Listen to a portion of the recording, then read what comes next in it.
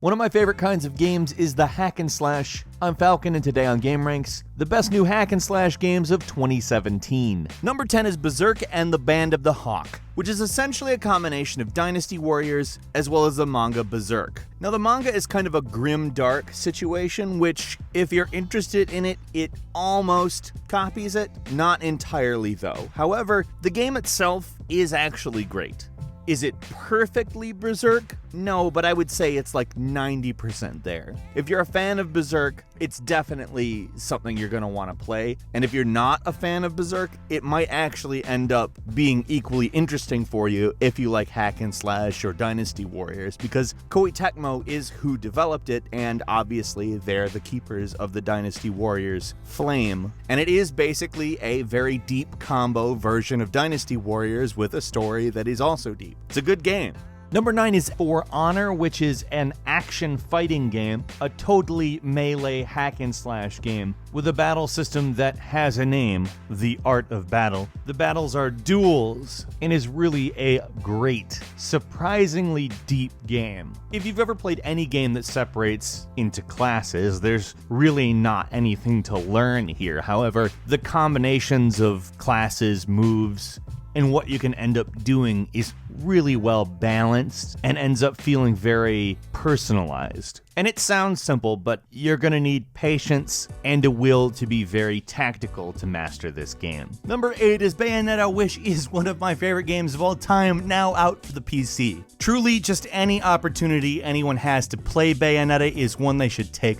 I love this game. This is when Platinum Games perfected the way they make games, as far as I'm concerned. Obviously, they are a phenomenal developer and have made many, many great games, but Bayonetta, holy crap. If you want hack and slash that is fun as hell, weird but has a little bit of depth in a place that you wouldn't expect in the form of weapons, and a story that's utterly bizarre but can't help but suck you in, Bayonetta is where you need to go looking for it. This game is such a perfect experience as far as I'm concerned, and is literally the reason why I will give Platinum Games a shot, no matter what they want me to try. Bayonetta is fantastic, and it's awesome that PC users get to play it now. Number 7 is Fate EXTELLA, which shares a lot in common with Dynasty Warriors, however is so much more, shall we say, extra. That's a joke about the original's title, Fate Extra, but actually a pretty appropriate one to make on account if you can imagine Dynasty Warriors on some next level shit. That's what this game is. You play as a quote-unquote master who you're able to customize basically down to their gender, and you gather up a number of spirit servants. And that may sound a little bit monster collector-y type gameplay, but it's not. This game does not end up anything like Pokemon. Instead, imagine Dynasty Warriors with an adrenaline injection. Number 6 is Hellblade: Senua's Sacrifice, which is a totally independent game from Ninja Theory, whom you may know from Heavenly Sword or DMC Devil May Cry, and whatever you think of those games, I personally like them. I do think that this goes way above and beyond either. This is one of those games that you can't call anything other than just a huge experience. It's more an internal journey about psychosis, and thankfully is incredibly well researched. Now, despite the fact this game is absolutely an independent game, you will never, ever notice. They shouldn't honestly even call this independent AAA, because frankly a AAA game ships so buggy and crap. But this game is polished, optimized, and it works so beautifully. If you like the combat system in earlier Ninja Theory games, and I do, you'll like it here. It's better than it's ever been. And frankly, the narrative is better than any other narrative they've done. Can't recommend this one enough. Number 5 is Knack II. Now, Knack II is a game that is a sequel to a game that didn't quite get the appreciation it deserved. However, it also didn't quite live up to what they said it was going to be, and they're looking to remedy that with Knack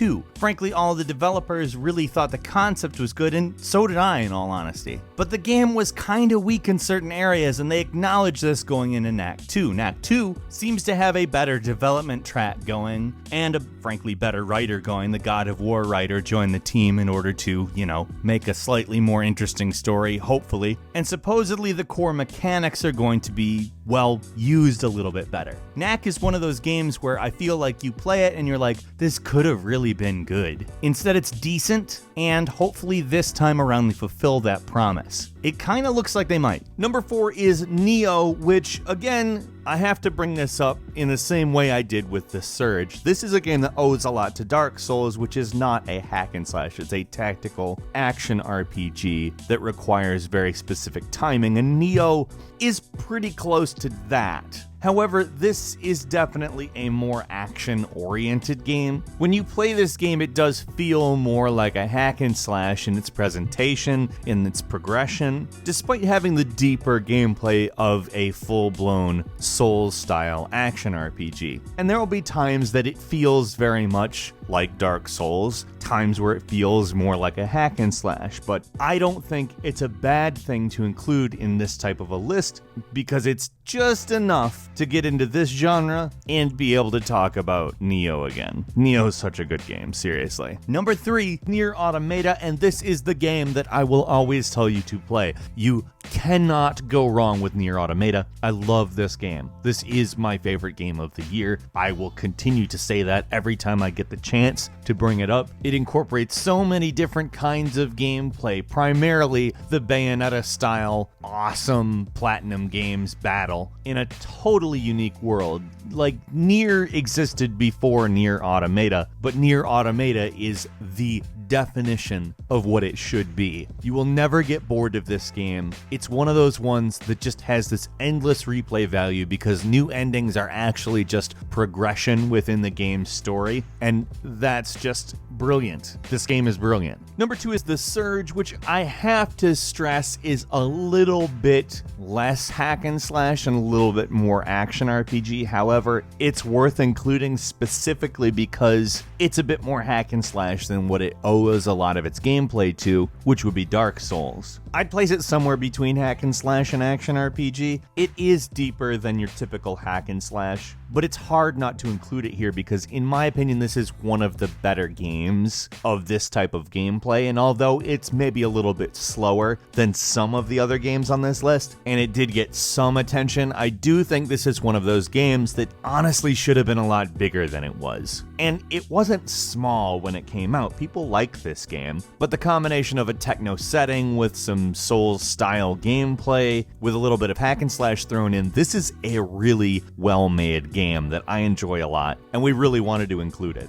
And finally, number 1 is Middleearth Shadow of War. Now, before I talk of why this looks like a good game, I want to acknowledge the microtransactions. I just read about them and I am not happy. That being said, I did enjoy the first game, and the first game is not perfect either. From everything that we've heard of this game, however, it does really bring up all of the stuff that was good about the first game and sort of makes them more robust.